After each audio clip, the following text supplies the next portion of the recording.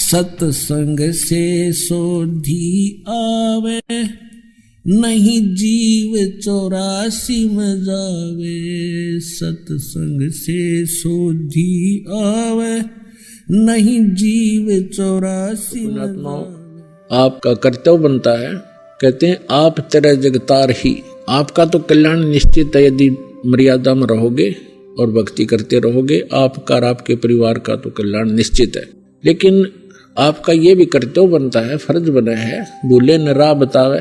जिसको ज्ञान नहीं है, भटक रहे हैं, उनको कोशिश करें समझाने की, लेकिन प्यार से। किसी को आप समझाने की चेष्टा करोगे, उसको एक बार तो कड़वा लगेगा। आपको भी ऐसा ही महसूस हुआ होगा प्रारंभ में, हमें भी ऐसा ही लगा था। जैसे गोरखनाथ जी को परमात्मा ने कहा था, गोरखनाथ मैं सबका गुरुआ, मैं सबका गुरु हूँ पूरे विश्व का। तो गोरखनाथ जी कह रहे थे, तुमरा वचन मोह लाग गए कड़ुआ। आप जो कह रहे हो ना अपने आप को, मैं सबका मार्गदर्शक हूँ, गुरु हूँ, ये बात मुझे अच्छी नहीं लगती, कड़वी लगती है, बुरी लगती है। तब परमेश्वर ने कहा था कि कड़ुआ लगे सो मीठा होई, हमरी बात पतीजा जोई। हमारी बात पर विश्वास करोगे तो आज जो आपको कड़वा लग रहा है एक दिन मीठा होगा। तो पुण्यात्माओं, आपका कर्तव्य बनता है इस परमेश्वर के सच्चे ज्ञान को अपने भाई बहनों पूरे विश्व के सभी हम एक वहां तक पहुंचाओ, जन जन तक पहुंचाओ। हम सभी एक परमात्मा के बच्चे हैं। हम अपनी अनजानपने में भिन्न भिन्न हो गए, गलत गुरुओं ने हमें बांट दिया, तो हम फिर एक हो सकते हैं। इस परमात्मा के ज्ञान को जन जन तक पहुंचाओ। यहाँ आश्रम से प्रचार की सामग्री ले जाओ और कोशिश करो सब तक पहुंचाने की। आपको एक और विशेष उपकार होगा, आत्म प्राण उद्धार ही ऐसा धर्म नहीं। और एक जीव को काल के उस पाड़े तक छुटवा के सतलोक आश्रम में जोड़ने का इतना पुण्य होगा जैसे करोड़ गऊओं को कसाई से बचाने का एक पुण्य होता है। तो आपको इतना पुण्य होगा, आप भी प्रचार करो और प्यार से करो, किसी का संघर्ष नहीं करे। कोई आपको बुरा भी बोला, आपका भाई बहन समझ गए कि इसको पता नहीं है, तो उसके साथ विरोध नहीं करे, आगे चल पड़े। जिसको सुहा उसको ज्ञान समझावे और यहाँ से पुस्तकें लेकर वो बांटो और सबका कल्याण कराओ। बोलो सतगुरुदेव। अब मेटो द्वेष और राग हो राग, या उम्र बतेरी जाली। अब मेटो द्वेष और राग हो राग, या उम्र बतेरी जाली। आप इस सत्संग को छोड़कर अन्य सत्संग भी सुनते हो, उन सत्संगियों के व्यवहार भी देखते हो। नाम सत्संग का, कर्म सारे वही जो आम जन साधारण किया करता है। इसलिए समाज में कुरीतियां ना घट करके बढ़ती ही चली गई। ऐसे ही ये भ्रष्टाचार भी बढ़ता ही चला गया, दुराचार भी चरम सीमा पर पहुंच गया, अत्याचार, लूट खसोट, रिश्वतखोरी। तो क्या फायदा हुआ? इतने संत और भक्तों की गिनती नहीं और असर इतना भी नहीं किसी के। कारण क्या है कि वो संत नहीं, और संत के आदेश बिना विकार छूट नहीं सकते। संत का वचन में परमात्मा की दया होती है, उसके ही वचन से, उसकी सत्संग सुनने से प्रभाव बनता है। तो वो संत नहीं है, वो दिखे संत, क्योंकि ऊपर के दिखावे से या इस सत्संग वचन सुना देने से संत नहीं होता। संत के बहुत ही ज्यादा गहरे जो लक्षण होते हैं वो जन साधारण की पहुंच से दूर होते हैं। एक तो संत का ज्ञान से पहचान होता है, संत की और असंत की उसके वचनों से, उसके सत्संगों से पहचान होती है। और सदग्रंथों में तो और भी बहुत सी पहचान बताई है कि उल्टे लटके हुए संसार रूपी वृक्ष को जो भिन्न भिन्न बता देगा, स वेदवित वो तत्वदर्शी संत है। गीता जी अध्याय नंबर 15 के श्लोक नंबर 1 में यही ज्ञान दिया है। और संत की और असंत की पहचान उसके ऊपर के दिखावे से नहीं होती, ऊपर के आडंबर से नहीं होती, उसके ज्ञान से होती है। और फिर समाधान के मंत्र से होती है।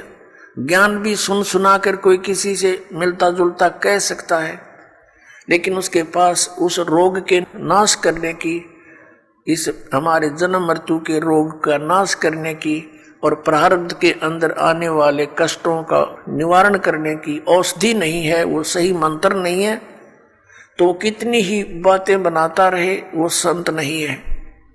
और किसी व्यक्ति ने इस दास से सुनकर और ये मंत्र लेकर तीनों और स्वयं संत बनकर इनको दान करने लग जाता है, देता है, तो वो डुप्लीकेट लाइसेंस बना रहा है, क्यों? वो अधिकारी नहीं है। वो गुरु की आज्ञा के बिना स्वयं ही नाम देता है, तो वो निगुरा है और वो अधिकारी नहीं है, उससे उपदेश लिया हुआ भी व्यर्थ ही है। तो इन सब बातों से हमने सावधान रहना है। अब क्या बताते हैं परमात्मा?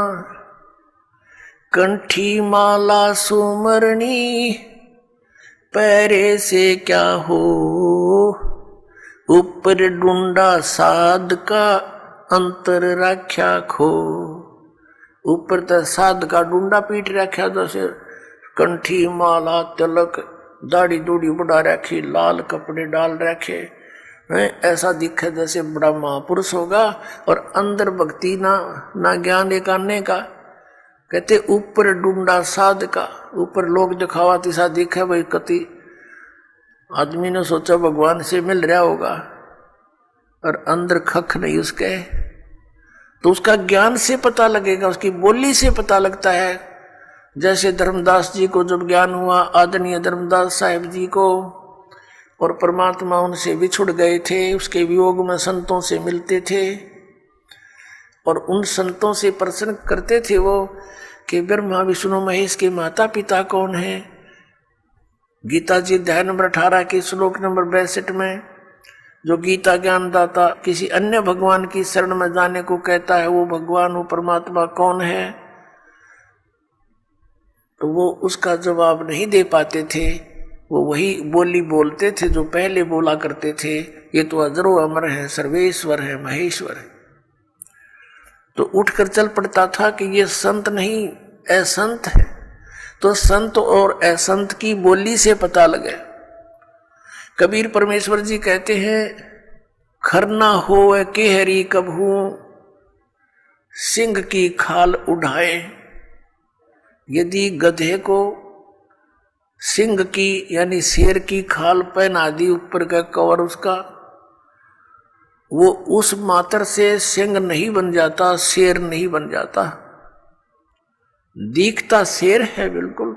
एक समय एक कुमार ने कुबद सूझगी, उसने कितने कोई शेर की खाल पाएगी पड़ी हुई, शेर मरा पा गया, उसने वो खाल खुल तार तोड़ लिया उसकी कितने काट पीट के, और उसने अपने गधे पर डाल दी, पूरी फट कर दी, और उसको रात के समय खेतों में छोड़ दे, वो जाके किसानों की फसल खावे। रखवाले देखें चांद की चांदनी में निकट जावें, क्या बढ़ गया क्या आ गया, देखे वहां पर शेर खड़ा है, फसल खा रहा है, शेर सिंह, तो वो भाग ले पूरी तरह, गांव में आकर रुक गए, मर गए, शेर आ रहा, शेर आ गया। अब रखवालों ने उधर जाना भी छोड़ दिया कि रात में शेर आवर फसल खावे, काफी चर्चा का विषय बन गया। एक दूसरे कुमार को पता चला कि भाई शेर फसल तो खा नहीं सकता, देखते हैं कोई गधे पे खाल ना डाल रखी हो किसी ने। उसने सोचा कि भी चल पहचान करते हैं, गांव वालों से कहा भी चलो आज शेर पकड़ते हैं। वो कहने लगे नहीं भाई नहीं, उधर नहीं जाना। वो कहने लगा भी चलो तुम मेरे साथ चलो, वृक्षों पर बैठ जाना ऊंचे चढ़कर।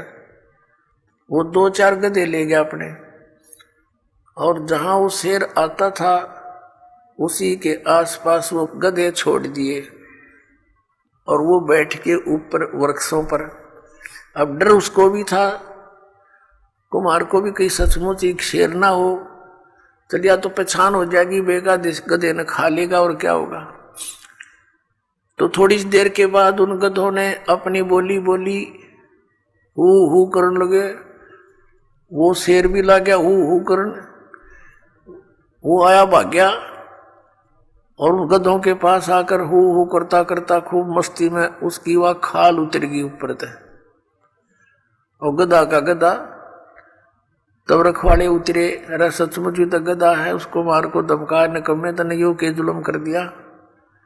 तो पुण्यात्मा परमात्मा कहते हैं कि गधे की और शेर की पहचान उसकी आवाज से होती है। वो भी हु करता है जब कहने लगे भाई यू तो गधाए है, शेर को नहीं, शेर की आवाज है कोई ना, वह बोली ही नहीं है शेर वाली। तो इस प्रकार संत और असंत का ज्ञान उसके वचनों से, उसके सत्संग से,